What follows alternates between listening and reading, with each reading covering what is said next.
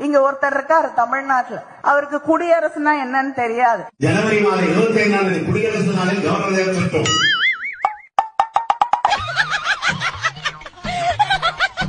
ரிப்பப்ளிக்னா என்னன்னு தெரியாது. அதே போல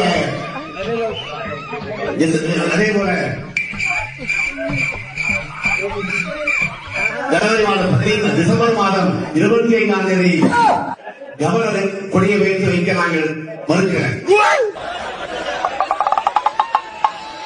ஆனால் ஜனவரி மாதம் 15 சுதந்திர நாள் வருகிற போது